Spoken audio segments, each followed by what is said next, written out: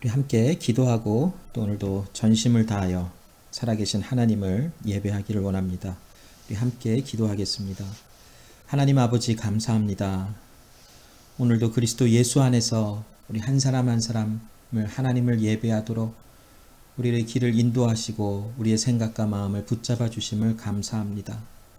하나님의 사람들이 삶의 무게중심을 하나님께 두며 또 하나님 앞에서 하나님을 예배하며 또 하나님께 보내짐을 받은 사람들로서 세상에 나가 하나님의 나라가 가까웠음을 선포하는 삶을 살다가 이제 또 이렇게 함께 모여 이곳에서 함께 예배하게 하심을 또한 감사합니다.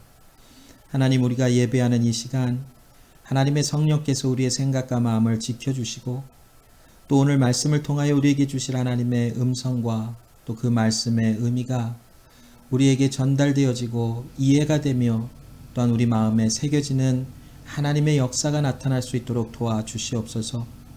오늘도 연약한 가운데 하나님 주를 의지하며 주님 앞에 가까이 나아가기를 소원하오니 각처에서 또한 한 마음으로 한 성령 안에 예배하는 우리 모두에게 하나님의 은혜가 넘치게 하여 주시고 오늘 주의 통치하심과 다스리심 속에 하나님을 간절히 또한 진실로 예배할 수 있도록 역사하여 주시옵소서. 감사드리며 살아계신 예수님의 이름으로 기도합니다. 아멘.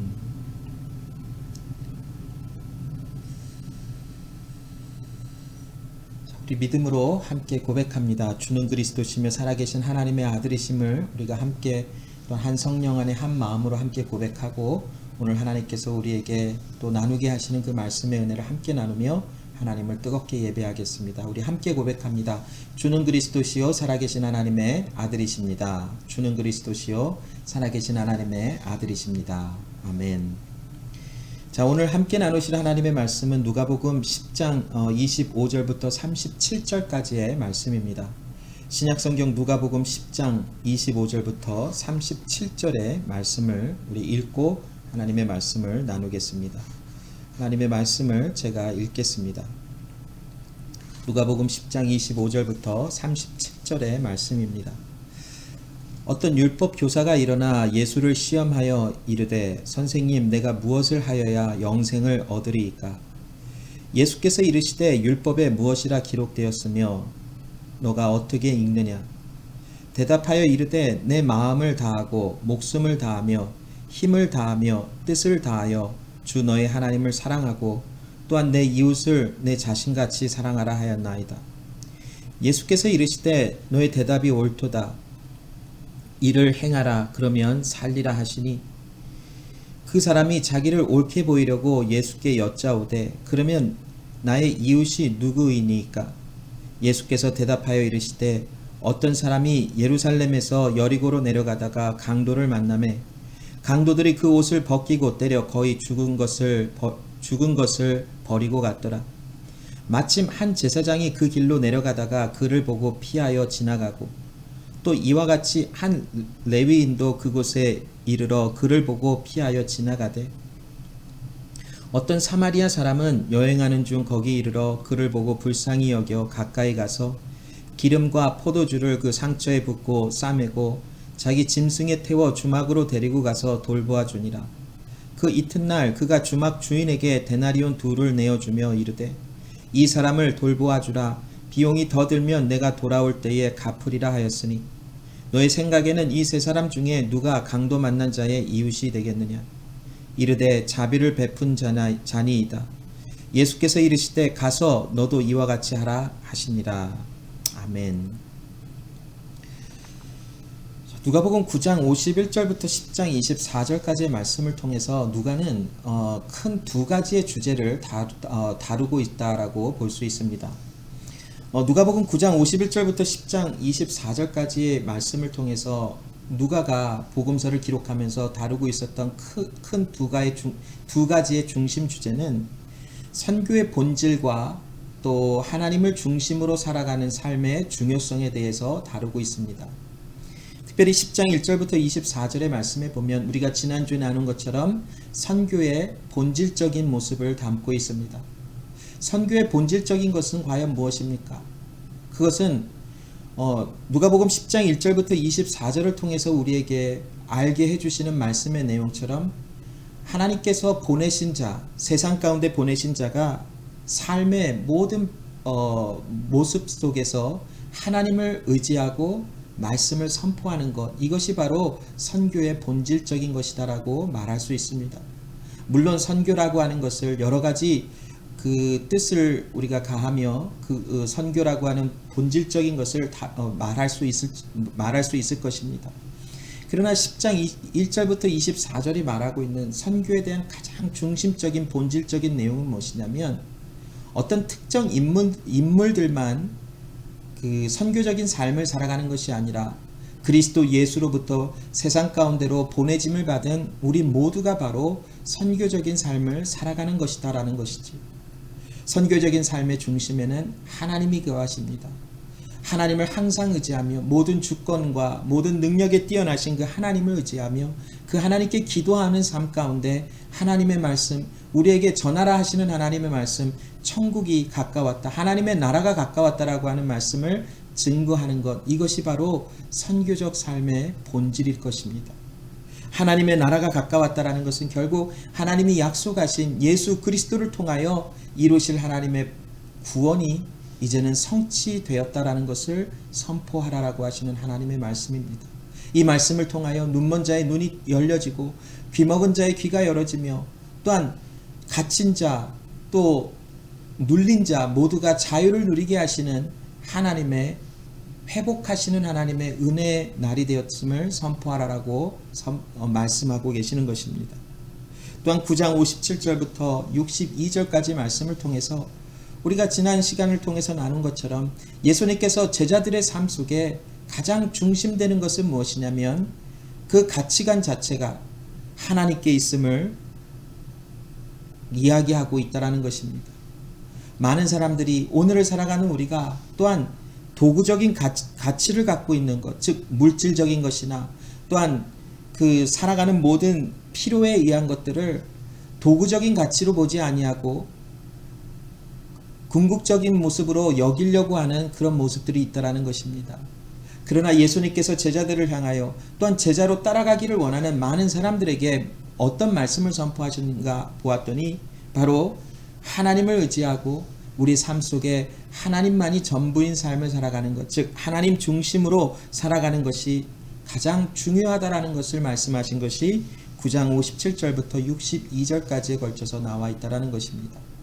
즉 그리스도 예수의 제자로, 즉 하나님의 아들 예수 그리스도를 믿는 우리 모두의 삶에는 하나님이 전부인 것입니다.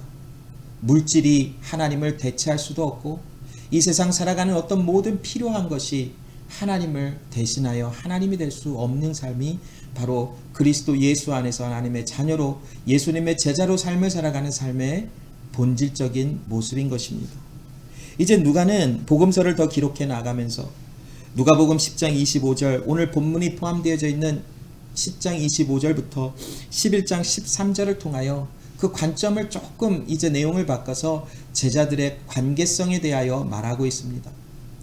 이 말씀을 통해서 세 가지의 관계성을 이야기하고 있는데 첫 번째는 오늘 본문을 통해서 나누고 있는 사랑과의 관계성을 나타내고 있습니다. 즉 오늘 본문이 말하고 있는 이웃을 사랑하라라고 하는 제자의 관계성을 이야기하고 있습니다. 또한 이제는 다음 주와 그 다음 주에 통해서 나누게 될 예수님과의 관계성, 또 하나님을 바라보며 하나님을 신뢰하는 하나님과의 관계성에 대해서 그려내고 있다는 것이지. 오늘 이제 특별히 오늘 본문 10장 누가복음 10장 25절부터 37절을 통해서 이웃을 사랑한다라고 하는 것은 과연 무엇인지, 어떤 말씀을 우리에게 주고 계시는지 그 의미와 또 이 말씀이 우리에게 그 가리키고 있는 그 삶의 방향성이 무엇인지를 오늘 이 말씀 본문을 통하여 나누어 보기를 원합니다. 자, 오늘 본문의 말씀은 그 우리가 지난주에 나눴던 것처럼 예수님께서 70명을 각 마을로 보내신 후에 이제 그 70인의 그 예수님이 보내신 사람들이 예수님께로 돌아와서 예수님과 대화하는 장면이 기록된 후에 얼마 동안의 시간이 지나고 이 말씀이 기록된 건지 우리는 자세하고 구체적인 그 내용을 알 수는 없습니다. 또한 지난주에 나눴던 그 70인을 보내시고 70인이 돌아와서 예수님과 대화하는 내용과 오늘 본문이 어떠한 관계성이 있는지 그것 역시도 자세하게는 알 수는 없습니다. 그러나 우리가 한 가지 놓치지 말아야 할 하나의 포인트가 있는데 그것이 무엇이냐면 누가복음을 기록하고 있는 이 누가가 글을 써 나가면서 자주 사용했던 표현이 하나가 있습니다. 아쉽게도 한국말 성경에는 그 표현이 이렇게 직접적으로 또한 자세하게 기록되어 있지는 않아요. 그러나 영어 성경에 보면 오늘 25절에 보면 and behold라고 하는 표현이 되어져 있습니다. 자, 이 누가가 and behold라고 하는 이 말을 반복적으로 사용하면서 그가 의도하는 바가 무엇인가를 좀 찾아보면 이전에 일어났던 어떤 한 가지 이벤트와 이제 지금 말하려고 하는 이 이벤트에 어떠한 연관성이 있다라는 것에 대한 암시적인 그런 표현이 바로 and behold라고 하는 말로 표현이 된 것이 누가복음에는 참 많이 나타난다라는 것입니다. 그래서 오늘 본문에도 보면 어떤 율법사가 일어나 예수를 시험하여 이르되라고 하는 이 본문의 말씀과 예수님께서 이제 그 율법사에게 사마리아인에 대한 비유를 말씀하시는 이 내용이 우리가 지난주 나눴던 그 70인을 보내시고 이제 70인이 돌아와서 예수님과 대화하는 장면과 어떠한 연관성, 그 내용적인 면에서 어떠한 연결점이 있다라고 하는 것에 대한 암시가 아닐까라고 우리는 추측을 해볼 수 있습니다. 우리가 오늘 또한 말씀을 나누면서 예수님께서 지난주에 나눴던 70인과의 대화 속에서 그 내용이 오늘 본문을 나누는 내용과 어떤 연관성이 있다라는 것을 나누겠지만 먼저 그 어떤 연관성이 있는지에 대한 것을 살짝 말씀을 먼저 드린다면 아마도 그 10장 21절부터 24절에 말씀하고 있는 예수님께서 말씀하고 있는 하나님께서 보이시지 아니하신다면 또한 하나님께서 알게 하시지 아니하신다면 누가 하나님을 알 수 있으리요 오직 예수 그리스도만이 하나님을 알 수 있으며 예수님의 택함을 받은 자 또한 예수의 계시를 받은 자만이 하나님을 알 수 있다라고 하시는 그 말씀의 내용과 오늘 본문의 내용에는 어떠한 연결고리가 있다라는 것을 이 and behold라고 하는 단어에 그 사용되어지는 것을 보고 조금 이렇게 추측을 해볼 수 있다라는 것이죠.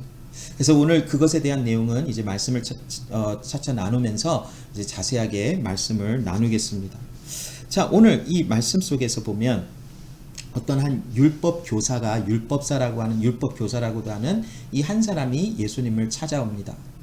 여기 율법사라고 하는 것은 누가복음의 그 서기관으로도 우리가 표현할 수 있는 그 부분들을 많이 봤는데 결국 이 율법사, 서기관은 어떤 사람이었냐면 구약의 율법을 연구하고 그 율법을 해석하여 많은 사람들에게 이렇게 티칭을 하는 가르치는 어떤 교사적인 임무를 가지고 있었던 사람들이 이 율법사 아니면 서기관이라고 하는 명칭으로 이렇게 활동을 한 것을 볼 수 있어요. 그래서 오늘 그 율법을 잘 아는 사람, 구약에 기록되어져 있는 율법의 내용에 대해서 굉장히 연구를 오랜 시간 하고 그 율법을 그 해석을 할 수 있고 또 남을 가르칠 수 있는 그런 수준에 오른 사람이 예수님을 찾아와서 예수님께 질문하는 그 내용으로 오늘 본문의 말씀이 시작을 합니다. 자, 여기 이 율법사가 예수님께 와서 질문한 내용이 무엇입니까? 여기 본문에 기록된 대로 내가 무엇을 하여야 영생을 얻을 수 있습니까? 라고 하는 질문을 예수님께 물어보고 있는 것을 우리는 볼 수 있지요. 자, 여기에 영생이라고 하는 이 단어는 그 어떠한 그 전문적인 용어라고도 할 수 있는데 이것은 어떤 것을 나타내는 것인가를 좀 찾아봤더니 종말적인 복에 관한 개념이다 라고 하는 것으로 이렇게 그 주석 성경에 보니까 쓰여져 있어요. 자, 불의한 자가 받을 수치와 부끄러움과는 다른 의로운 자가 받을 종말적인 어떠한 그 마지막 받을 그 구원에 관한 어떤 복에 관한 개념이 바로 영생이라고 하는 어떤 전문적인 용어로 쓰여졌다라고 하는 것이 설명이 되어져 있더라고요. 자, 그러면 지금 이 율법사가 예수님께 와서 무엇을 물어보고 있는 것인가? 선생님이여, 내가 무엇을 하여야 영생을 얻을 수 있습니까? 라고 하는 이 율법사의 질문의 관점은 그 설명해 보니까 두 가지로 이렇게 기록을 해 두었어요. 어떤 분들은 이것이 지금 율법사가 자기가 누리고 있는 어떤 종교적인 그 또한 사회적인 또는 종교적인 그 역할을 맡고 있는 그 위치 또한 그런 많은 것을 누리고 있는 것을 어떻게 하여야 계속 보존할 수 있습니까? 라는 것을 물어보는 그런 관점이 있을 수 있다라고 설명을 하는 분들도 있어요. 즉 하나님께로부터 이것을 받았는데 이러한 복과 많은 것을 누리도록 받았는데 이것을 내가 무엇을 하여야 이것을 계속 지키고 나갈 수 있습니까? 라고 하는 그 내용으로 물어본 것이다 라고 설명하시는 분들이 있어요. 그러나 또 한쪽에서는 어떤 것으로 설명하냐면 이 율법사의 지금 질문은 그 말 그대로 어떻게 하여야 의로운 자로 하나님의 베푸시는 구원을 얻어낼 수 있습니까? 라고 물어보는 질문의 뜻이 있다라고 설명하고 있어요. 자, 우리가 지금 이 말씀을 쭉 읽어보면서 저의 개인적인 생각에는 어떤 것이 조금 더 옳은 해석인가라는 것을 좀 살펴볼 때에 저는 두 번째 의미가 더 맞지 않을까라고 생각을 해요. 율법사가 지금 예수님께 나와서 예수님 내가 지금 하나님께로부터 많은 복을 일반적인 어떤 많은 복을 받았는데 이것을 어떻게 하면 지킬 수 있습니까? 라고 하는 어떤 그런 내용으로 질문한 것보다는 선생님이요 내가 무엇을 하여야 하나님의 베푸시는 구원을 받을 수 있는 것입니까? 라고 하는 질문이 그 내용이 조금 더 이 문맥상 맞지 않을까라고 생각을 해요. 그래서 결국 지금 이 율법사가 예수님께 와서 영생을 얻을 수 있습니까? 의로운 자가 마지막 받을 즉 구원에 관한 어떤 그런 복을 어떻게 하면 받을 수 있는 것입니까? 라고 하는 질문의 내용을 예수님께 지금 하고 있다라고 우리는 보면서 이 말씀을 나누는 것이 조금 더 옳다라는 것이죠. 근데 여기 보면 빨간 글씨로 25절에 표현된 것처럼 시험하여라고 하는 표현이 되어져 있어요. 단순히 지금 이 율법사는 예수님께 선생님 내가 무엇을 하여야 영생을 얻습니까? 율법사의 지금 그 마음의 상태를 이 질문하는 마음의 상태는 무엇을 하여야 구원을 얻는지에 대한 것을 모른다라고 생각하고 있지 않다라는 것이 즉 이 율법사의 입장에서는 자신은 어떻게 하면 의로운 자며 그 의로운 자가 하나님께 영생을 얻는 방법이 무엇인지를 자기 스스로 생각 속에서 알고 있다라고 하는 마음을 가지고 예수님께 와서 질문하고 있다라는 것이 그것을 시험하여라고 하는 그 표현으로 이렇게 우리에게 시사해 주고 있어요. 그러면 율법사의 의도가 뭔가요? 예수님께 와서 예수님 무엇을 하여야 영생을 얻습니까? 라고 하는 질문이 지금 예수님께 나가고 있지만 율법사는 지금 자신 스스로에게는 나는 이 답을 알고 있어요 라고 하는 그런 마음 상태에서 예수님께 이 질문을 하고 있다라는 것이죠.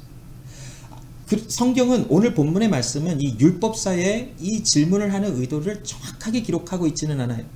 그러나 이 시험하여라고 하는 이 하나의 표현을 보면서 우리가 한 가지 예상할 수 있는 이 율법사의 의도가 무엇인지를 예상할 수 있는 것이 한 가지가 있는데 그것이 무엇이냐면 아마도 율법사의 마음속에는 예수님이 죄인들과 함께 식사하고 죄인들과 함께 시간을 보내고 죄인들의 친구와 같이 지내고 있는 그 모습에 대한 소식을 들었을 거예요. 그래서 지금 이 율법사는 예수님께 와서 어쩌면 예수님을 가르치려고 하는 의도가 있었을지도 몰라요. 선생님이요, 의인이라는 것은 하나님의 말씀을 잘 지킴으로 의인이 되어서 죄인들과는 구별된 삶을 살아야 되고 죄인들과는 멀리 떨어져 있는 삶을 살아가는 것이 옳은 것입니다라는 것을 예수님께 말하고 싶었던 것 같아요. 그래서 예수님께 와서 질문을 해요. 선생님 무엇을 하여야 내가 무엇을 하여야 영생을 얻을 수 있겠습니까? 라고 하는 어떤 그런 질문을 지금 이 율법사는 예수님을 어떤 무엇인가를 가리키려고 하는 의도를 가지고 한 것이 아닌가라고 우리는 생각해 볼 수 있다라는 것이. 자, 예수님께서 그 율법사의 질문을 들으시고 율법사에게 뭐라고 말씀하십니까? 26절에 보면 율법에는 무엇이라 기록되어 있으며 너는 그것을 어떻게 해석하고 있느냐라고 질문을 다시 반문을 하셨어요. 자, 그러자 27절의 율법사가 나는 그것에 대해서 잘 알고 있습니다. 굉장히 자신감 있는 마음의 자세, 그 애리튜드로 예수님께 바로 답변을 해요. 예수님, 내가 구약 성경에 기록되어져 있는 하나님의 율법을 잘 알고 있는데 그 내용에 보면 너의 마음을 다하고 목숨을 다하고 힘을 다하고 뜻을 다하여 주 너의 하나님을 사랑하고 또한 너의 이웃을 너 자신과 같이 사랑하라 하였나이다. 이것을 한다면 나는 의로운 자며 나는 영생을 얻을 수 있는 자입니다라고 예수님께 대답을 하고 있다라는 것이. 자, 지금 이 율법사의 이러한 예수님의 질문에 대한 답을 하는 것은 구약성경 신명기와 레위기 말씀에 나타나고 있는 하나님을 사랑하라 또한 이웃을 사랑하라라고 하시는 말씀을 예수님께 말씀하고 대답하고 있다라는 것을 볼 수 있어요.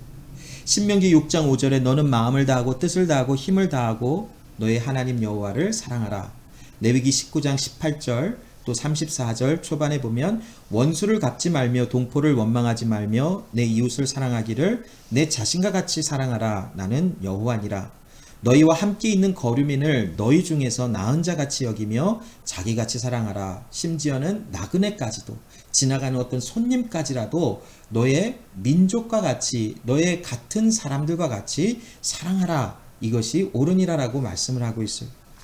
자, 여러분, 우리가 이러한 율법, 구약 성경에 기록되어져 있는 율법을 읽을 때에 우리는 어떻게 읽습니까?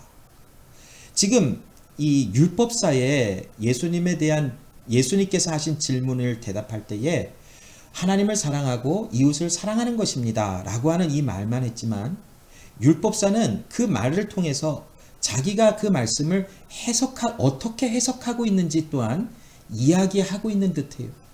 그것은 어떤 것이냐면 나는 이것을 잘하고 있습니다. 나는 이것을 잘하고 있기 때문에 나는 하나님 앞에서 의로운 자이고 하나님께로부터 영생을 얻을 자격이 있는 사람입니다 라고 해석한다라고 지금 하고 있는 것 같아요. 그러면 여러분, 우리가 이 구약에 기록되어져 있는 이러한 율법의 내용, 특별히 오늘 본문이 이야기하고 있는 하나님을 사랑하고 이웃을 사랑하라라고 하는 이 율법에 관해서 우리는 어떻게 이것을 읽고 해석을 하고 있냐라는 것이지. 우리가 구약 성경을 읽어보면서 율법에 대한 내용들을 읽어보면서 참 망설여지는 많은 좀 이렇게 담대하게 말씀을 못 하시는 많은 분들을 우리가 접해볼 수도 있고, 또한 우리 스스로도 하나님이 구약의 말씀을 통해서 율법을 왜 주셨는지, 율법을 통해서 도대체 어떻게 하라는 것인지, 구약 성경에는 율법을 지키면서 의롭게 되는 것인지 아니면 어떤 것인지를 잘 헷갈려하는 부분들이 없잖아 있는 것 같아요. 근데 여러분, 우리가 구약 성경을 읽어볼 때에 하나님께서 명하신 명령과 규례를 행하면 복을 받으리라 라고 하는 이 말씀들이 이렇게 기록된 것을 읽어보면서 그러면 하나님의 말씀을 읽으면 규례와 법규와 또 하나님의 말씀을 잘 지키면 복을 받는구나 라고 하는 생각에 빠져들 수 있어요. 그런데 여러분, 이것은 하나님께서 누구에게 이 말씀을 하셨는지를 알아야 돼요.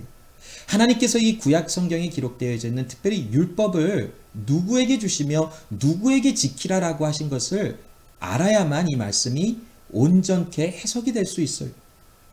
레위기 18장 4절 말씀을 읽어보면 이런 말씀이 있어요. 너희는 내 법도를 따르며 내 규례를 지켜 그대로 행하라. 나는 너희의 하나님 여호와니라 라고 말씀하고 있어요.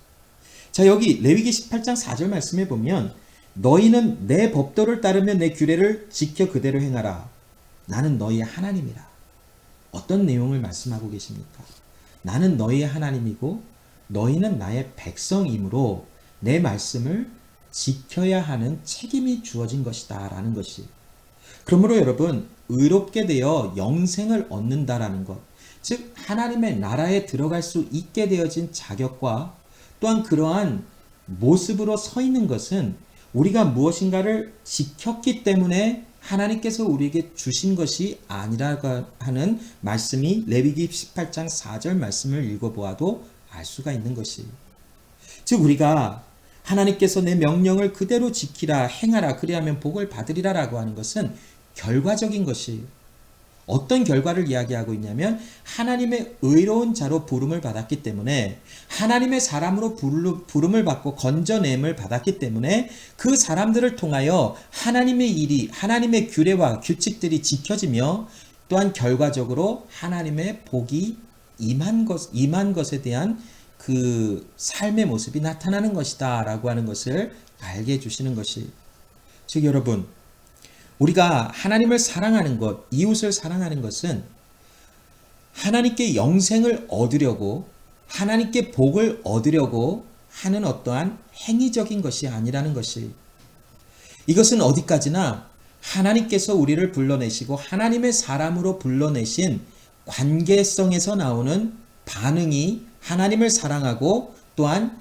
이웃을 사랑하는 반응으로 나오는 것이지 우리가 이 사랑하는 것을 통하여 하나님께로부터 영생을 얻어낸다라고 하는 것이 절대로 아니라는 것이 즉 사랑하라라고 하는 이 규례는 하나님이 우리를 먼저 사랑하셨기 때문에 즉 하나님이 우리를 하나님의 사람으로 불러내셨기 때문에 하나님께 사랑의 반응을 보일 수 있는 결과가 나와진다라는 것이고 또한 그와 함께 이웃을 사랑한다라고 하는 결과가 함께 나올 수 있다라는 것을 이야기해 주는 것이 그래서 신약 성경의 요한일서 4장 10절부터 11절 말씀에 사도 요한은 이렇게 말씀을 기록하고 있어요.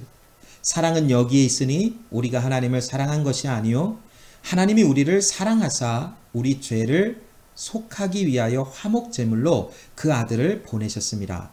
사랑하는 자들아 하나님이 이같이 우리를 사랑하셨은즉 우리도 서로 사랑하는 것이 마땅하도다. 사도 요한은 요한일서 4장 10절부터 11절 말씀에 우리가 사랑한다라고 하는 것 자체가 우리로부터 나온 것이 아니라는 것을 알게 해줘요. 물론 우리 안에서 사랑이라고 하는 것이 실천이 되어지는 것은 부인하는 것이 아니에요. 그러나 그 사랑이라고 하는 그 자체가 하나님을 찾지도 아니하고 하나님을 알지도 못하는 그런 사람으로부터 나올 수 있다는 것이 아니라 하나님께서 우리를 먼저 사랑하셨다. 즉 그리스도 예수를 화목 제물로 우리의 죄를 속하기 위하여 보내셨기 때문에 그 예수의 십자가의 죽으심과 부활하심을 통하여 하나님이 우리를 얼마나 사랑하시는지를 확증하셨고 즉 그것은 바로 하나님이 우리의 하나님이 되시고 우리는 하나님의 자녀가 되는 관계성이 우리에게 주어졌다라는 그 이야기를 하시며 이제 그로 말미암아 우리가 하나님을 사랑하는 자요 또한 이웃을 사랑하는 자의 반응이 나오는 자들로 부름을 받았다라는 것이 그래서 결국 우리가 하나님의 법도와 규례를 지켜 행할 수 있게 되어진 것은 우리의 힘도 아니요 우리의 어떤 가능성도 아니요 우리 스스로 안에 있는 어떤 선함도 아니요 우리의 어떠한 능력도 아닌 하나님이 우리의 정체를 죽은 자 가운데서 산 자로 만들어 주신 이후로부터 나오게 되어지는 반응이 바로 하나님을 사랑하고 또한 이웃을 사랑하는 반응적인 결과가 나와진 것이다라는 것이 즉 사랑은 행위적인 모습으로 내가 사랑을 하면 하나님이 나를 의롭게 여기시고 나에게 영생을 주신다라는 것이 아니라 하나님이 나를 의로운 자로 불러내시고 하나님이 나를 구원하게 하신 은혜를 받게 하셨으니 그에 따라서 하나님을 향한 사랑과 이웃을 향한 사랑의 반응이 자연적으로 나타나게 되어져 있다라는 것을 이야기하시는 것이 자, 이 말씀을 이제 예수님께서 질문하시고 또 율법사가 예수님께 이러한 그 구약 성경에 대한 그 율법에 대해서 특별히 사랑에 대해서 말씀을 예수님께 대답을 하면서 했더니 예수님께서 28절에 너의 대답이 옳도다. 이를 행하라 그리하면 살리라 라고 말씀을 하고 계세요. 자, 예수님께서 율법사가 한 이야기 하나님을 사랑하고 이웃을 사랑하라 하는 것이 영생을 얻는 것이라는 이 어떤 그런 답변을 들으시고 예수님이 그에게 그러면 너 그대로 한번 해봐라. 나가서 하나님을 사랑하고 이웃을 사랑하는 것을 실천해 보아라 라고 말씀하고 있어요. 자, 이것은 예수님의 지금 이 의도는 너 그러면 영생을 얻기 위하여 하나님 사랑하고 이웃 사랑하는 것을 실천해. 그럼 영생을 얻을 거야. 그렇게 나가서 실천해 봐. 라고 하는 것을 확증하시는 예수님의 말씀이 아니에요. 예수님의 지금 이 의도는 믿음의 관점에서 이 율법사에게 말씀을 선포하고 있어요. 자, 그것이 무엇이냐면, 자, 조금 전에도 말씀드린 것처럼 여러분, 하나님을 사랑한다라고 하는 것은 그 존재 안에서 나오는 반응이에요. 즉, 하나님을 사랑할 수 있는 자에게서 하나님을 사랑할 수 있는 결과가 나와지는 것인데, 그러면 하나님을 사랑할 수 있는 자는 누구인가? 바로 하나님께서 의롭다라고 말씀하신 하나님의 사람들이라는 것이죠. 그 하나님의 사람들이 하나님을 사랑하는 것은 즉 하나님을 사랑하도록 반응이 나오는 것이요. 그리고 조금 전에도 말씀드린 것처럼 그 말씀에 반응하여 이웃을 또한 사랑할 수 있는 곳까지 나가는 것. 이것이 바로 존재적인 의미에서 나오는 그 반응, 즉 사랑이라고 말씀할 수 있어요. 즉 다시 말씀을 드리면 이 사랑을 할 수 있다라는 것, 하나님을 사랑하고 이웃을 사랑할 수 있다라는 것은 결국 믿음이 주어진 자라는 것이에요. 즉 무슨 말이냐면 누가복음 7장 36절부터 50절의 말씀에 보면 예수님께서 어떤 한 바리새인 집에서 식사를 하러 들어가셔서 이제 앉아서 식사하시려고 하실 때에 그 동네에 한 여인이 있었는데 많은 사람들이 죄인으로 알고 있었던 여인이에요. 그 여인이 예수님 앞에 나와서 예수님의 발을 만지며 그 발에 눈물로 그 발을 눈물로 적시고 머리카락으로 예수님의 발을 닦고 그 발에 키스를 하고 그 발에 값비싼 향유 옥합을 깨뜨려 예수님의 발에 붓는 사건이 일어나죠. 많은 사람들이 그 여인에 대하여 그 험한 말을 하고 또한 예수님에 대해서 수근수근하는 이런 일들이 일어났어요. 그래서 예수님께서 마지막 그 여인에게 여인아 가라 너의 믿음이 너를 구원하였다라고 말씀하세요. 이 말씀에도 보면 무엇을 말씀하시냐면 그 여인의 행위가 예수님 앞에 나와서 자기의 가장 값진 향유 옥합을 깨뜨려서 예수님 앞에 가장 낮은 자세로 나갈 수 있는 그 행위적인 그 모습이 그 본질에서부터 나오는 반응이다라고 하는 것, 즉 믿음에서 나오는 행위다라고 하는 것을 말씀하고 계시는 것이에요. 즉 이웃을 사랑하고 하나님을 사랑할 수 있다라고 하는 이것은 믿음, 그리스도 예수 안에서 하나님을 향한 믿음이 없다면 이 의를 행할 수 없는 자라라고 하는 말씀을 하고 계세요.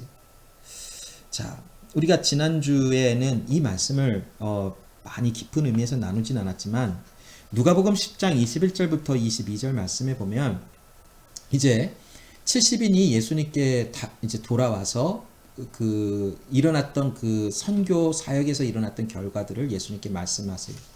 그러면서 끝에 예수님께서 10장 21절부터 22절에 이런 말씀을 하세요. 성령으로 기뻐하시며 이르시되 천지의 주제이신 아버지여 이것을 지혜롭고 슬기 있는 자들에게 숨기시고 어린 아이들에게는 나타내심을 감사하나이다. 즉 세상에 지혜롭고 즉 하나님을 그러니까 이게 어떻게 설명을 할 수 있냐면 하나님께서 그 하나님을 보이시려고 자신을 나타내신 사람들을 마치 어린 아이들이라고 표현을 하고 있어요. 즉 어린 아이들에게는 모든 도움과 어떠한 필요가 충족되어져야 할 사람들이에요. 그러나 지혜로운 사람들은 스스로 모든 것을 갖췄다 해서 나는 즉 어떻게 이렇게 말할 수도 있는데 나는 어떠한 구원이 필요가 하지 않는다 라고까지 말할 수 있는 사람들을 어떤 모습 속에서는 지혜로운 자라라고 설명할 수 있어요.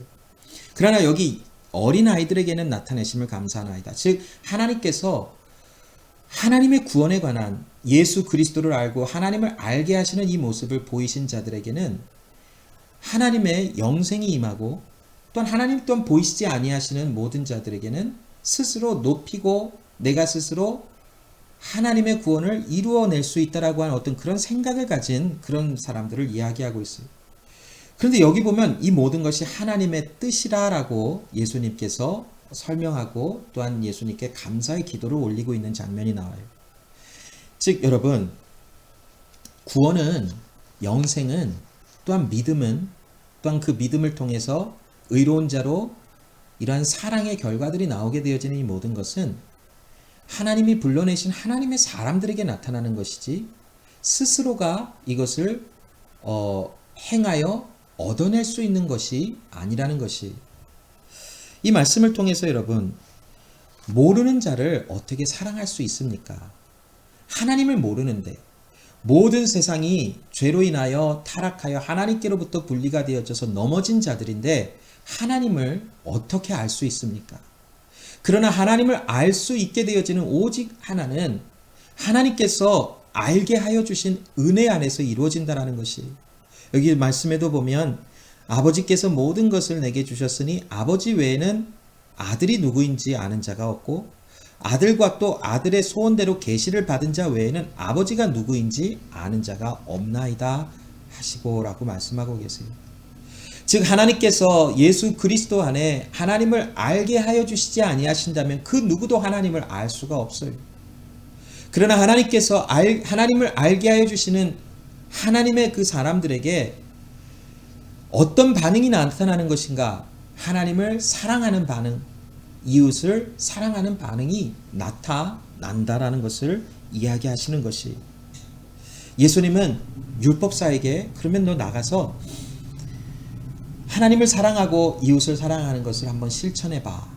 그러나 이 대답에, 이 명령의 의도는 무엇이냐면 사람은 할 수 있는 것이 아니라라는 것을 어쩌면 이야기하고 계신 것이 아닐까요?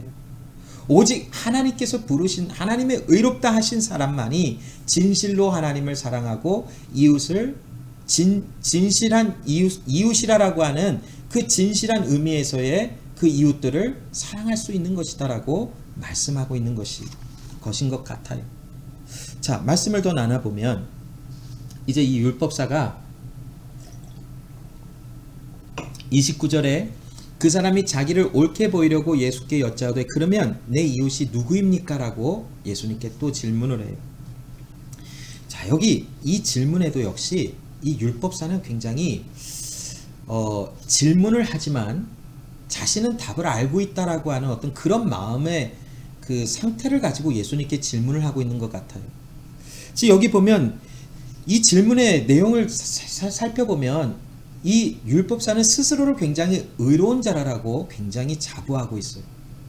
왜냐하면 그러면 내 이웃이 누구입니까? 라고 하는 이 질문의 방향성은 어디에 있냐면, 지금 이 율법사는 선생님이요, 나는 내 이웃을 내 몸과 같이 사랑하는 것을 잘 실천하고 있습니다.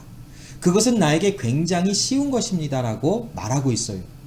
왜 그런 질문 가운데 그런 내용의 의미를 이야기하고 있냐면, 율법사의 입장에서 자신이 생각하고 있는 이웃이라는 것은 어쩌면 자기와 같은 유대인의 민족을 이야기하고 있을 거예요. 그래서 자기가 좋아하는 사람, 좋아할 수밖에 없는 사람을 사랑한다라는 것은 어쩌면 이 율법사에게는 굉장히 쉬운 일처럼 느껴지는 것처럼 보여질 수도 있어요. 자, 그러나 여러분, 예수님께서 생각하시는 이웃의 범위는, 과연 이웃이라고 하는 정체는 누구인가를 안다면 이 율법사에 내 이웃이 누구입니까? 라고 하는 물어보면서 나는 내 이웃을 잘 사랑하고 있습니다 라고 하는 말이 얼마나 잘못된 말인지를 우리는 금방 알 수 있을 것이. 자, 여러분, 유대인들에게는 사마리아인에 관해서는 굉장히 적대심을 갖고 있어요. 심지어 예수님의 제자들에게도 이러한 모습이 나타났는데, 누가복음 9장 51절로 54절 말씀을 보면 이제 예수님께서 갈릴리 사역을 마치시고 예루살렘으로 내려가시면서 사마리아 지역을 거쳐가실 수밖에 없으셨지. 사마리아 지역을 거쳐가시면서 미리 제자들을 보내요. 예수님이 거하실 곳을 좀 찾아보았어요. 그런데 사마리아인들이 예수님께서 사마리아에 거하지 아니하고 예루살렘으로 가시는 길이라고 하는 소식을 듣고 예수님을 거부했다라고 하는 말씀이 기록되어 있어요. 자, 그 반응을 이제 가지고 와서 예수님의 제자들이 예수님께 뭐라고 지금 말을 하고 있냐면, 여기 보면 예수님 우리가 하늘에 불을 명하여 저들로 멸하기를 원하십니까? 저 악한 사마리아인들을 하늘로부터 불이 임하여 저들을 멸하게 명령하시기를 원하십니까? 라고 물어볼 정도로 이 예수님의 제자들의 마음속에서도 사마리아인들을 향한 불편한 마음이 느껴지고 있어요. 자, 이 사마리아인들을 향한 불편한 마음을 가지고 많은 유대인들은 사마리아인은 자신의 이웃이라고 여기지 않고 있어요. 왜냐하면 사마리아인들은 부정한 사람들, 또한 더러운 사람들, 또한 온전치 못한 사람이라고 하는 어떤 선입견을 가지고 있었어요. 왜냐하면 722년 BC에 북이스라엘이 아수르에 의해서 멸망할 때에 아수르가 사마리아라고 하는 지역에 많은 이방 사람들을 이주를 시켰어요. 그래서 정책적으로 많은 이방 나라 사람들이 사마리아로 이주하여 들어와서 거기 남아 있었던 소수의 어떤 유대인들과 북이스라엘의 10지파 사람들과 결혼하기도 하고, 또 그래서 거기서 태어난 이 후손들이 지금 이제 예수님 시대의 사마리아라고 하는 곳에도 많은 숫자들이 있었다라는 것이죠. 그래서 유대인들의 입장에서는 이 사마리아 출신이라고 하거나 사마리아에서 온 사람이라, 또 사마리아인이라고 하는 것은 돼지고기를 먹는 것과 같은 어떤 부정한 의미로 바라보는 그런 관점들이 있었어요. 그래서 유대인들의 마음속에는 사마리아인들을 이웃으로 생각하지 않았어요. 심지어는 오늘 여기 누가복음 9장 51절의 말씀에도 보면 제자들의 마음속에도 사마리아인들에 대한 불편함과 어쩌면 이 제자들에게도 아직도 사마리아인들을 자신의 이웃이라고 생각하지 못하는 연약함들이 있었을 것 같아요. 자, 지금 이 율법사는 예수님, 선생님, 나는 이웃을 사랑하는 것을 난 잘하고 있습니다. 하나님을 사랑하기 때문에 나는 내 이웃도 잘 사랑하고 있습니다. 그러므로 나는 하나님으로부터 영생을 얻을 수 있는 그런 사람입니다. 라고 지금 예수님께 굉장히 이 어떤 자신감에 넘쳐서 이야기를 하고 있어요. 그러면서 아까도 나눈 것처럼 예수님은 왜 죄인들과 함께 그렇게 함께 다니며 죄인들과 함께 먹습니까? 예수님 뭔가 잘못된 것 아닙니까? 라고 하는 어떤 그런 의도가 있었겠지. 자, 이제 질문과 어떤 의도 속에서 예수님께서 31절로 32절에 물론 몇 절이죠? 30 오늘 5절 본문 5절까지 말씀을 통해서 사마리아인의 비유를 지금 예수님이 말씀하시며 이 율법사에게 이웃을 사랑하는 것이 무엇인지, 즉 하나님의 사람으로 이웃을 사랑하는 결과는 어떤 것인지를 이야기를 해주세요. 자, 이제 예수님의 이야기가 시작이 돼요. 30절부터 32절에 나타난 내용을 보면 레위인과 또한 제사장이 등장을 해요. 자, 이 말씀은 어떤 내용이냐면 예수님께서 이 율법사에게 사마리아인에 대한 비유를 주시면서 이런 말씀으로 시작해요. 예수께서 이르시되 어떤 사람이 예루살렘에서 여리고로 내려가다 강도를 만나매 강도들이 그 옷을 벗기고 때려 거의 죽은 것을 버리고 갔더라. 마침 한 제사장이 그 길로 내려가다가 그를 보고 피하여 지나갔고 또 이와 같이 한 레위인도 그곳에 이르러 그를 보고 피하여 지나가되라고 하는 말씀을 기록하고 있지. 자, 여기 이 한 사람이라고 하는 강도 만난 사람의 정체는 우리가 알지 못해요. 그러나 나중에 이 사마리아인이 이 강도 만난 사람을 도와준 것을 이야기하고 계시는 예수님의 의도로 볼 때에 아마도 이 강도 만난 사람은 유대인이지 않을까라고 싶어요. 왜냐하면 사마리아인의 관점에도 유대인을 적대시하는 관점이 굉장히 많았어요. 그러나 예수님께서 지금 어떤 의도를 가지고 말씀하실 때 사마리아인이 강도 만난 자를 도와준다라고 하시는 이 말씀을 설명하시면서 아마도 이 강도 만난 사람은 유대인이지 않을까라고 우리는 추측해 볼 수 있어요. 그러나 그것이 그렇게 중요하지는 않은 것 같았어요. 자, 아무튼 한 사람이 예루살렘에서 여리고로 내려가다 강도를 만나서 거의 죽어 있는데 이제 제사장이 지나가고 레위인이 지나가면서 그 사람을 보았어요. 그러나 돕지 않았어요. 자, 여기 예루살렘에서 여리고로 내려가는 그 모습을 좀 지형이 어떤지를 좀 살펴보면, 자, 여기 왼쪽에 나와 있는 이스라엘의 전체적인 지도에서 빨간색으로 표현되어 있는 것을 조금 확대해 보면, 자, 서쪽으로는 예루살렘이 있고 동쪽 사해바다에서 북쪽 지역에는 여리고 성이 있었어요. 자, 이 예루살렘에서 여리고로 내려가는 길이 굉장히 그 험난한 길이었다라고 많은 기록들에 나와 있어요. 자, 한번 왜 그 길이 험난했는지를 좀 살펴보면, 자, 여기 왼쪽에 있는 그 화살표가 예루살렘이고 오른쪽에 있는 화살표가 여리고예요.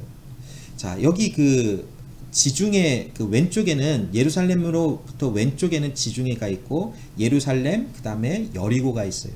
그리고 여리고의 남쪽으로는 사해 바다가 있는 것을 우리가 볼 수 있죠. 자, 여기서 보면 예루살렘은 해수면에서 대략 한 2600피트 올라온 굉장히 높은 지역이었어요. 그 반면에 여리고는 해수면으로부터 무려 825피트 정도의 아래 지형에 위치하고 있었어요. 그래서 바다가 이렇게 있다면 예루살렘은 2600피트 위에 있었고 여리고는 해수면에서 825피트 내려간 굉장히 낮은 지역에 있었다라는 것이. 그래서 예루살렘에서부터 여리고까지 이렇게 그 많은 그 높이의 차이가 있는 지형적인 특징이 있는데 이 거리가 대략 17마일이나 됐어요. 자, 이 맨 땅에서 여리고에서부터 예루살렘으로 올라가는 그 경사도의 그 앵글을 좀 계산해 보니까 26도의 그 앵글이 나와요. 자, 26도가 어떻게 생각하면 별거 아닌 것 같지만 한번 여러분 26도의 경사면을 17마일을 한번 걸어가 봐봐요. 굉장히 힘든 길이에요. 그리고 그 길이 그냥 단순히 좀 편한 길이 아니라 돌들이 굉장히 많은 울퉁불퉁한 곳이며 또한 특별히 그 지형적인 그 어려운 지형적인 특색 중에 한 가지가 무엇이냐면 이런 동굴과 같은 어떤 사람이 이렇게 조금 이렇게 숨어 있는 장소가 굉장히 많은 지역이었어요. 그러다 보니 강도들이 그 조그만 동굴에 이렇게 숨어 있다가 사람들이 지나갈 때마다 나와서 그 사람들을 물건을 빼앗아 가고 심지어는 많은 사람의 생명도 이렇게 앗아가는 그런 일들이 비일비재하게 일어났던 것이 예루살렘과 여리고에 있었던 그런 길 위에서 일어났던 그런 사건들의 모습이라고 해요. 근데 이 당시 여리고는 또한 어떤 특징을 갖고 있었냐면 많은 제사장과 레위인들이 살았어요. 그래서 이제 이 여리고에서 제사장과 레위인들이 살아가면서 이제 하나님의 그런 일을 감당해야 될 때는 예루살렘으로 올라갔다가 이제 다시 집으로 갈 때는 예루살렘에서 여리고로 이렇게 다시 내려가는 어떤 그런 반복되어지는 일들이 이 예수님 시대에 이렇게 있었던 일이었었어요. 자, 그런데 어떤 한 사람이 예루살렘에서 여리고로 내려가다가 강도를 만나서 옷이 다 벗겨지고 많은 상처와 또 이렇게 그 충격으로 인하여 길에 거의 반 이상 죽은 것처럼 누워 있었어요. 자, 레위인과 제사장이 예루살렘에서 여리고로 내려가다가 그 강도 만난 사람을 보았어요. 그런데 이 제사장과 레위인은 강도 만난 사람을 보고 그냥 지나갔어요. 성경에 오늘 예수님이 말씀하시는 이 사마리아 비유에서는 왜 그들이 그냥 지나갔는지에 대한 자세한 내용은 주고 있잖아요. 이것이 어떤 종교적인 그런 의미에서 하나님께서 시체를 만지지 말라, 부정하여지니 만지지 말라라고 하시는 그 말씀 때문에 그냥 지나쳤는지, 아니면 그 강도 만난 사람을 도와주다가 자신들도 강도를 만날까 하는 어떤 걱정 때문에 안 도와줬는지, 아니면 자신들이 도와주고 있는 자가 어떤 죄인인지에 대한 어떤 두려움이 있었는지 우리는 알 수 없어요. 그러나 한 가지 분명한 것은 무엇이냐면 제사장이나 레위인은 이제 어떠한 그 예루살렘에서 여리고로 내려갔다라고 하는 것은 이제 모든 하나님을 섬기는 일을 마치고 예루살렘에서 여리고로 내려가고 있는 것은 우리는 확실하게는 알 수 있어요. 또 한 가지 알 수 있는 더 사실은 무엇이냐면 레위인과 제사장은 이유가 어찌하든 그 강도 만난 사람을 왜 도와주지 않았는지에 대한 이유가 어찌하든 분명한 한 가지 사실은 그들은 강도 만난 자를 도와주지 않았다라는 것이. 자, 그런데 이 비유의 말씀을 계속 들어보면 예수님께서는 사마리아인을 등장을 시켜요. 아까도 말씀드린 것처럼 이 사마리아인은 유대인들에게는 돼지고기를 먹는 것 같은 어떤 부정한 의미로서의 어떤 선입견을 갖고 있었던 사람들이었어요. 근데 이 사마리아인이 그 길을 지나가다가 강도 만난 사람을 보았어요. 그리고는 가까이 가서 그를 불쌍히 여기고 그에게 가서 포도주와 기름으로 그 상처를 싸매고 그를 자기의 동물에 태워서 인으로 주막으로 데리고 가서 그를 하루 동안 돌봐준 거예요. 그리고 그 다음날 아마 이 사마리아인은 장사하는 사람이었던 것 같아요. 그래서 자기의 길을 가기 위해서 가기 전에 그 주막의 주인에게 2데나리온의 돈을 주었어요. 이 2데나리온의 돈의 가치는 노동자가 이틀을 일한 그런 값어치에 해당하는 돈이고, 또한 이 2데나리온을 통해서 2데나리온의 값어치는 이 숙박을 할 수 있는 2주 동안의 숙박을 할 수 있는 어떤 그런 값어치의 돈이라고 해요. 굉장히 많은 돈이죠. 자, 그 돈을 이제 그 주막의 주인에게 맡겨주고, 내가 돌아오기까지 일을 치료해주고, 비용이 더 들어갔으면 내가 돌아오는 길에 갚으리라 하고, 이제 이 사마리아인은 떠나갔어요. 자, 예수님께서 율법사에게 36절, 37절에 너의 생각에는 이 세 사람 중에 누가 강도 맞는 자의 이웃이 되겠느냐라고 물어보시고, 그 질문에 이 율법사는 자비를 사마리아인이라고 절대 말하지 아니하고 자비를 베푼 사람입니다. 그러자 예수님께서 그러면 너도 가서 이와 같이 행하라라고 말씀하고 있어요. 자, 이 말씀을 이렇게 묵상을 하면서 이 말씀을 어떻게 해석해야 되는 것일까라고 참 많이 고민을 해봤어요. 왜냐하면 이 말씀이 단순히 이웃을 사랑하라라고 하는 말씀을 뜻하고 있는 것인지, 아니면 어떠한 구원을 받는 그런 본질적인 것을 이야기하고 있는 것인지, 어떻게 설명해야 되는지 참 많은 그런 의견들이 분분한 것이 바로 이 선한 사마리아인에 대한 그 말씀의 내용이에요. 그래서 어떤 부류의 사람들은, 또 저도 이것을 약간 우화적인 어떤 개념으로 이 말씀을 생각하면서, 그 강도 만난 사람은 죄인인 우리고, 선한 사마리아인은 예수님이고, 그 주막은 교회고, 그 주막의 주인은 이 시대의 그 하나님의 일을 맡아서 담당하는 어떤 목사님들이고, 또 하나님의 일꾼들이고, 또 이런 식으로 이렇게 좀 생각을 해본 적들이 있었어요. 근데 이 말씀을 자세하게 이렇게 보니까 그런 우화적인 어떠한 그런 컨셉으로만 이 말씀을 설명하고 풀이하기에는 조금 무리가 있다라는 것이, 물론 어떠한 의미에서 본다면 죄인된 우리에게 예수님이 오셔서 우리의 상처를 치료해 주시고, 또 이제는 우리를 치료해 주신 예수님은 교회라고 하는 어떤 그런 공동체 의미에서 주님 다시 오시기까지 교회라고 하는 공동체 안에서 우리가 함께 믿음 생활하고 예수님 다시 오시기를 기다리는 어떤 그런 차원에서는 무리스럽지 않게 설명할 수 있겠죠. 그러나 그러한 컨셉이 오늘 이 선한 사마리아 비유의 우화적인 어떤 그런 설명으로 될 수 있는 것일까?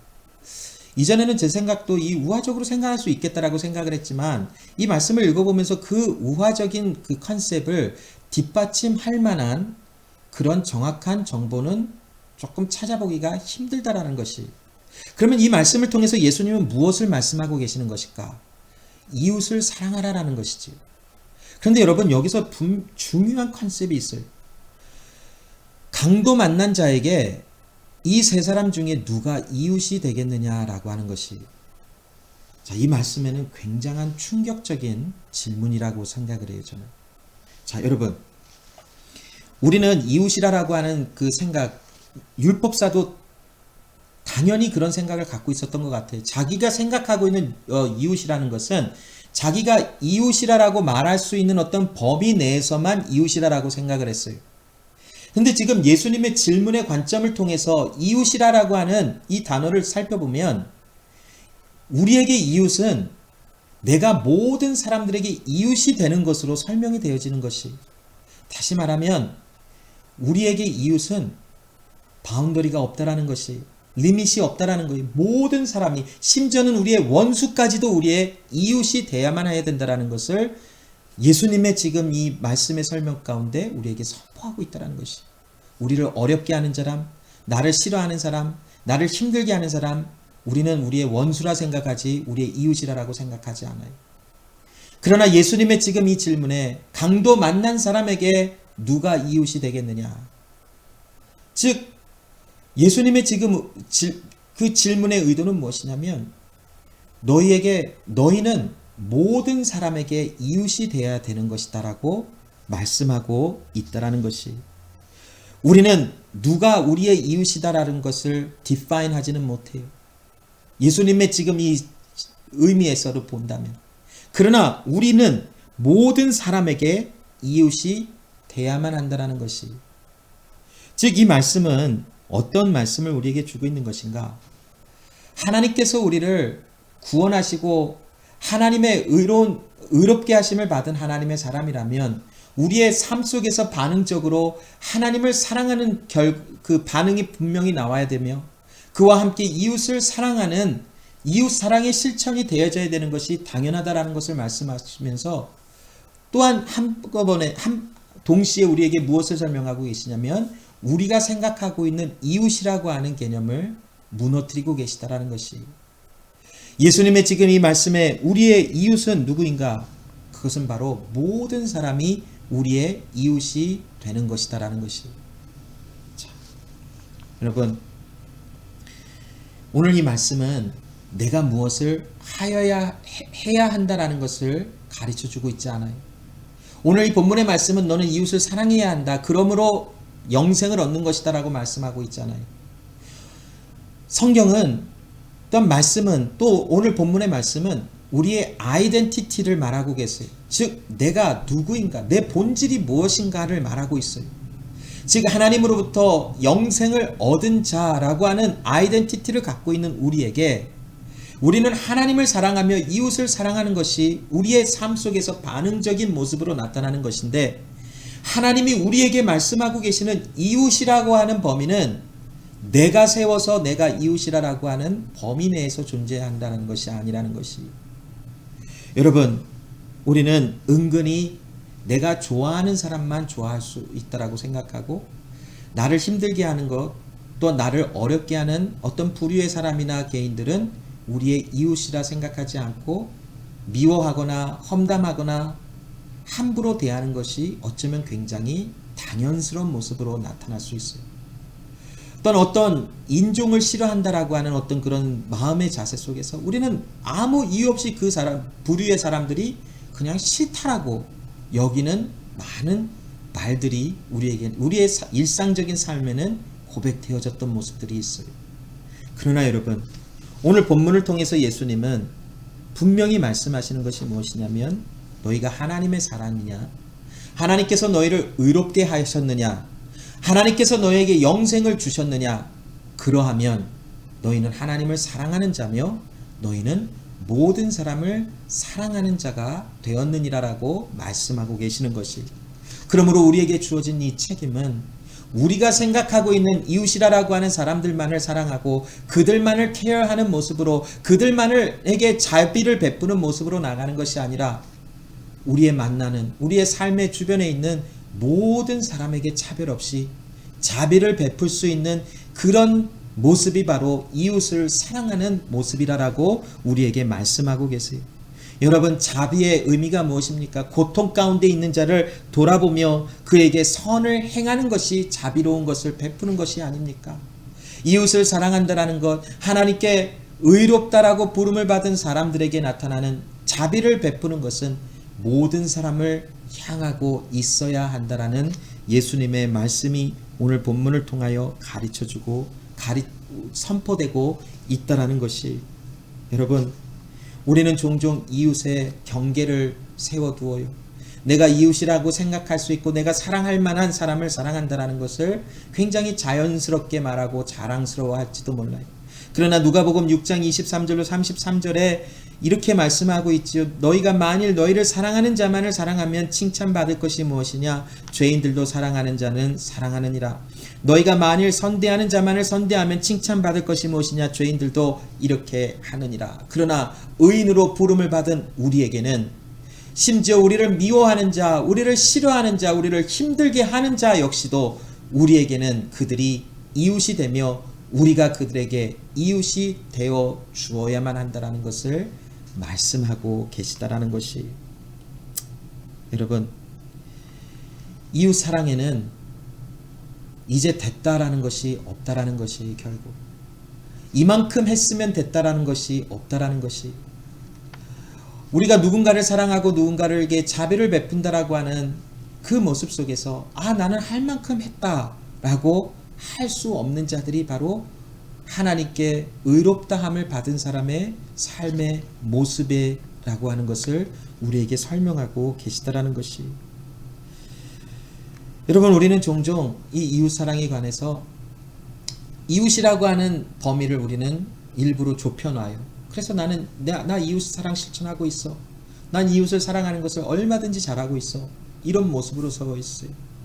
또한 우리는 이웃사랑에 관해서 나는 성격상 나는 혼자 있는 것을 좋아해, 그리고 사람이랑 많은 사람이랑 있으면 불편해, 그것을 굉장히 자연스럽게 받아들이는 모습들이 우리 가운데 있어요. 그러나 여러분, 지금 예수님은 이 율법사를 통하여, 율법사에게 이 말씀을 증거하시는 것을 통하여 우리에게 어떤 말씀을 주고 계시냐면, 이웃을 사랑한다라고 하는 것은 내 기준에서 내가 세우는 어떤 경계선 안에서 내가 할 수 있는 만큼을 사랑하는 것을 이웃사랑이라고 말하고 있지 않다라는 것이, 예수님의 말씀하시는 이웃사랑이라는 것은 어떤 부류, 어떤 종류의 사람이든, 또는 어떤 인종의 사람이든, 또한 나에게 어떤 대접을 하고 어떤 모습으로 다가오든 모든 사람이 나의 이웃이 되는 사람이며 나는 그들에게 이웃이 돼야만 한다라고 말씀하고 있는 것이, 성격이 나는 많은 사람과 함께 있는 것을 불편해 싫어해, 하나님에게는 그것이 타협되어지지 아니하시는 것 같아요. 내 생각에 하나님, 나는 이 사람들만을 나의 이웃이라고 생각합니다. 그러나 하나님의 말씀은 나는 너를 그렇게 세우지 아니하였는데, 나는 너를 의로운 자로 불러냈으면 나의 사랑을 베푸는 것을 본받아 너도 그렇게 사랑하는 모습이 나오는 것이 당연한 것인데 라고 말씀하시는 하나님의 말씀이 있다는 것이죠. 요한일서 4장 19절로 21절에 우리가 사랑하면 그가 먼저 우리를 사랑하셨습니다. 누구든지 하나님을 사랑하노라 하고 그 형제를 미워하면 이는 거짓말하는 자니 보는 바 그 형제를 사랑하지 아니하는 자는 보지 못하는 바 하나님을 사랑할 수 없느니라. 우리가 이 계명을 주께 받았나니 하나님을 사랑하는 자는 또한 그 형제를 사랑할지니라 라고 말씀하고 있습니다. 어쩌면 우리는 우리의 형제, 우리의 이웃이라고 하는 이 범위를 굉장히 좁은 의미에서 바라보며 나는 할 만큼 했다라고 생각할지도 몰라요. 그러나 여러분, 하나님이 생각하시는 이웃사랑에 관한 말씀은 한계가 없다라는 것이, 경계선이 없다라는 것이, 모든 사람에게 너는 이웃이 되어라.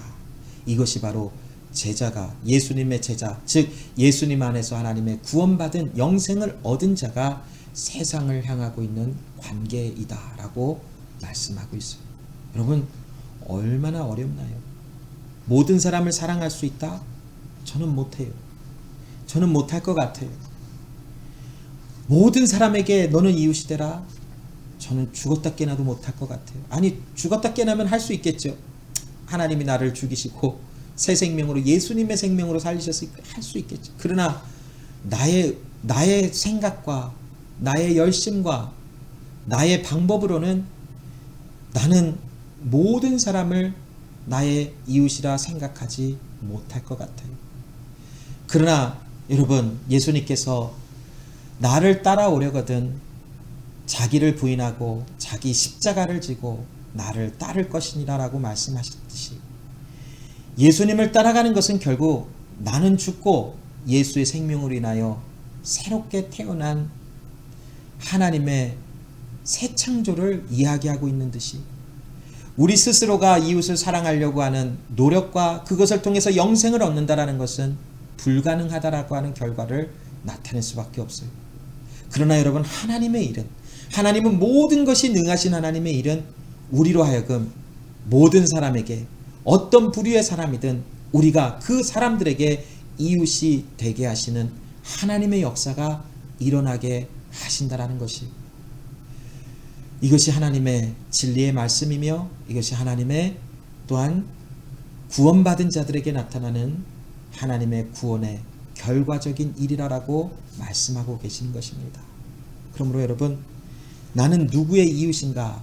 여러분 잘 생각해 보시고, 하나님께서 나를 모든 사람의 이웃이 되게 하시는 그 은혜를 주신 사람이기에 하나님은 우리를 끊임없이 견고하게 하시고 날마다 새롭게 하심으로 모든 사람들에게 이웃이 되게 하시는 하나님의 역사가 이루어지게 하여 주실 것입니다.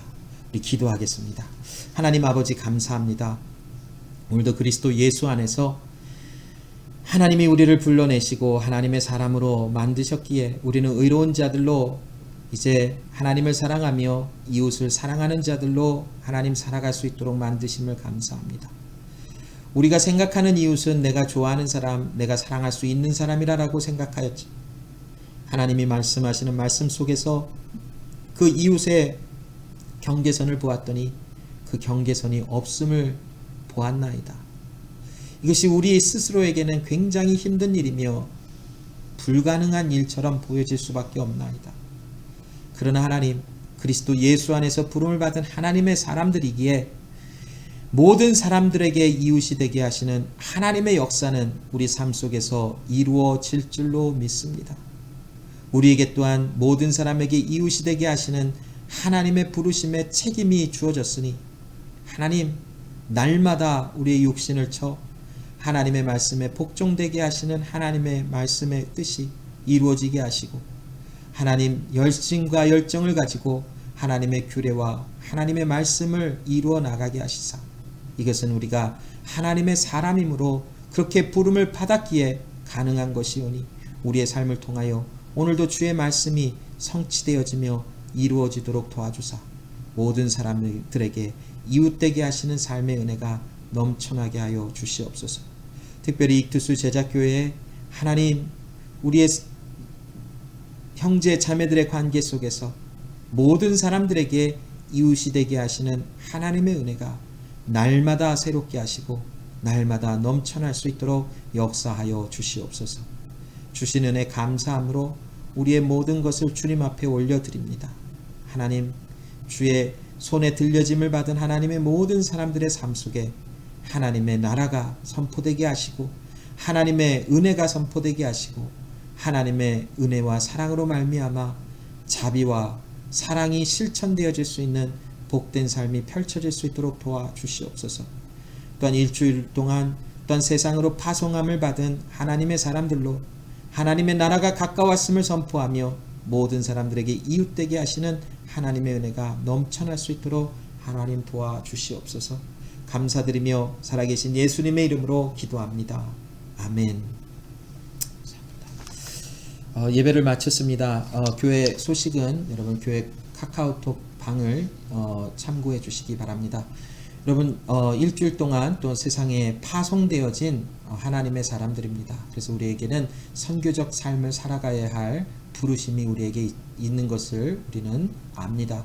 그러므로 여러분 모든 순간순간마다 많은 사람들에게 이웃이 되게 하시는 하나님의 은혜를 따라 많은 사람들에게 또한 천국이 가까웠음을, 하나님의 나라가 가까웠음을 선포하는 그런 하나님의 말씀을 선포하는 선교적인 삶을 살아가시기를 부탁드립니다. 일주일 동안 건강하시고 또한 행복해 하시고 또 다음 주 주일에 또 하나님의 은혜 속에서 건강한 모습으로 또한 마음의 뜨거운 마음으로 다 같이 모여서 하나님께 뜨겁게 예배드리겠습니다. 다음 주까지 건강하시고 행복하시기 바랍니다.